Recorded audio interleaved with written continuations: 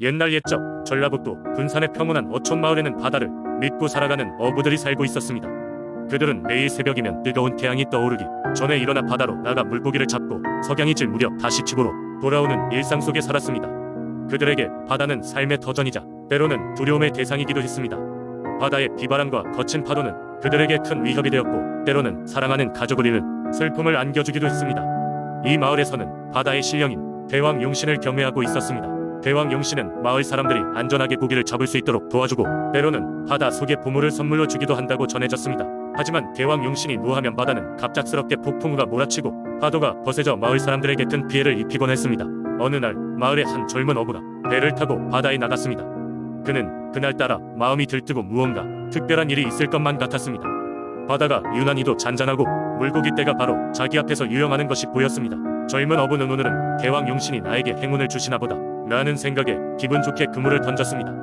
하지만 갑작스럽게 하늘이 어두워지고 바람이 불기 시작했습니다. 파도가 그의 배를 위협적으로 뒤흔들었고 그물은 어느새 흔적도 없이 사라졌습니다. 크게 놀란 어부는 배를 재빨리 돌려 마을로 돌아가려 했습니다. 그때 깊고 낮은 목소리가 그의 귀에 들려왔습니다. 너는 너무 탐욕스럽구나. 바다를 눈과 마음으로 먼저 살펴야 했거늘 내가 나의 경고를 무시하고 그저 너의 욕심만을 추구했구나. 어부는 두려움에 쌓여 주위를 둘러보았지만 아무도 보이지 않았습니다. 그는 직감적으로 대왕 용신의 목소리임을 알아차렸습니다. 어부는 두려운 마음에 무릎을 꿇고 배의 바닥에 머리를 조아리며 간절히 용서를 빌었습니다. 용신님, 용서해 주십시오. 저는 그저 가족들을 위해 더 많은 물고기를 잡고 싶었을 뿐입니다. 제 욕심을 다스리지 못한 잘못을 용서해 주시고 다시는 같은 실수를 하지 않겠다고 맹세하겠습니다. 그 순간 바람이 멈추고 하늘이 다시 맑아졌습니다. 바다는 다시 고요해졌고 어부는 더 이상 이 상황을 미룰 수 없음을 깨달았습니다. 그는 천천히 배를 몰아 항구로 돌아왔습니다.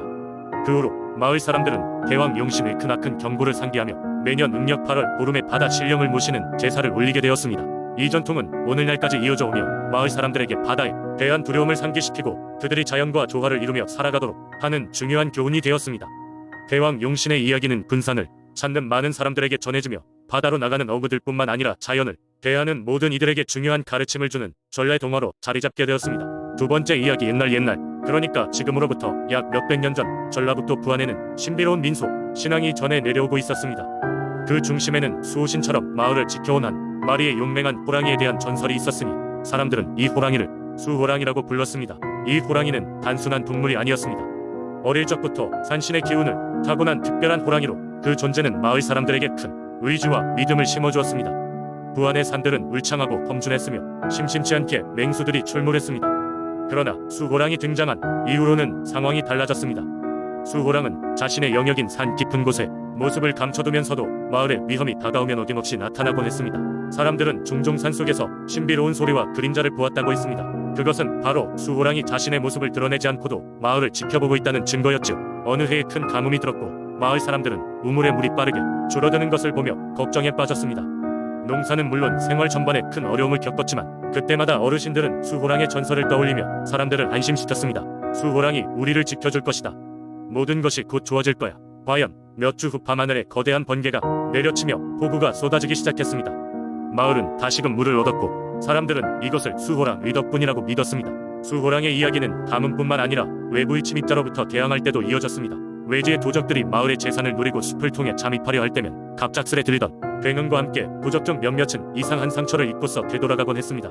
그들은 전설 속 수호랑의 공격이었다고 마을 사람들에게 경고했습니다. 이러한 이야기는 부안을 더욱 신비롭고 강력한 이미지로 만드는 데 일조하였습니다. 젊은이들에게 수호랑의 이야기는 밤늦도록 이어지는 캠프파이어의 단골 소재였습니다.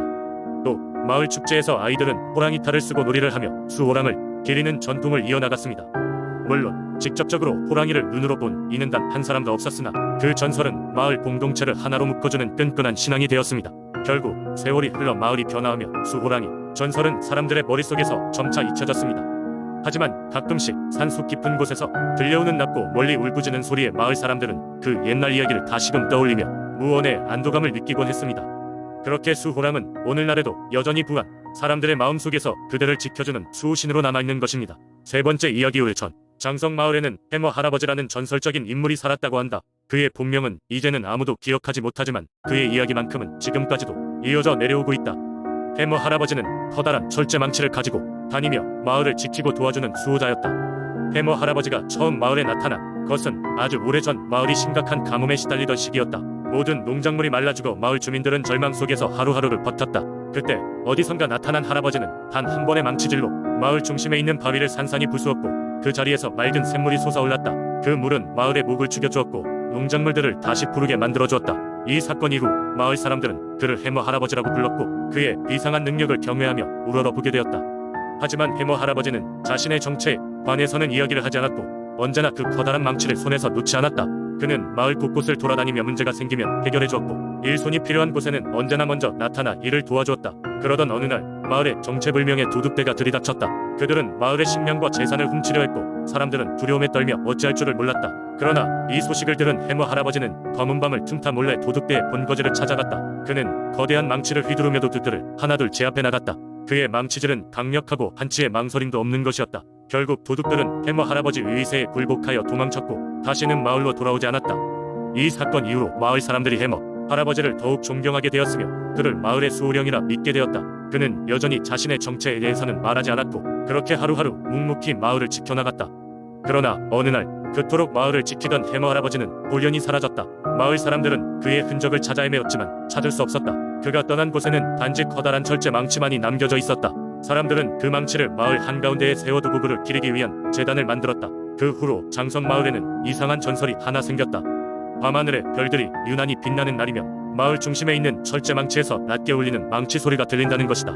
그것은 마치 해머 할아버지가 여전히 마을을 지키고 있다는 듯이 들렸다. 마을 사람들은 해마다 가뭄이나 재난이 닥칠 때면 제단 앞에서 그에게 기도를 드렸다. 사람들은 믿었다. 해머 할아버지가 언제나 그들을 지켜보으며 위험한 순간에는 다시 나타날 것이라고. 장성 마을에는 아직도 그의 이야기가 입에서 입으로 전해진다. 사람들은 해머 할아버지를 기억하며 그의 희생과 용기에 감사하는 마음을 잊지 않으려 노력한다. 그는 비록 눈앞에 보이지는 않지만 장성 사람들에게는 여전히 살아있는 전설로 남아있으며 그들의 마음속 수호령으로 영원히 남아있을 것이다.